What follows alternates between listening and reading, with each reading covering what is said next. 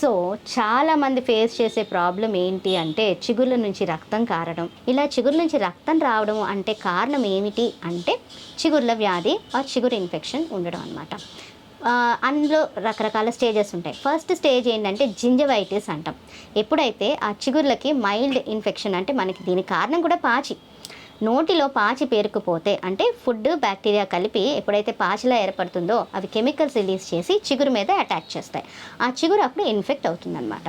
ఈ gums initial స్టేజెస్లో ఏంటంటే చిగురుకి ఇన్ఫెక్షన్ వచ్చినప్పుడు దాన్ని జింజవైటిస్ అంటాం. ఆ స్టేజ్లో మనం జనరల్గా చిగురు కొంచెం వాసినట్టు కానీ మైల్డ్ స్వెల్లింగ్ రావడము, రెడ్డిష్నెస్ ఉండడము, ఆర్ గట్టిగా బ్రష్ చేసినప్పుడు బ్లీడ్ రావడం ఇలాంటివి చూస్తూ ఉంటాం.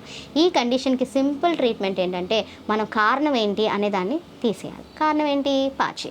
సో డెంటిస్ట్ దగ్గరికి వెళ్ళి పాచి క్లీన్ చేయించుకొని వాళ్ళు చెప్పే మెడిసిన్స్, ఆయింట్మెంట్స్, లోకల్ అప్లికేషన్స్ అవి ఆర్ గమ్ మసాజ్ చేసే ఆయింట్మెంట్స్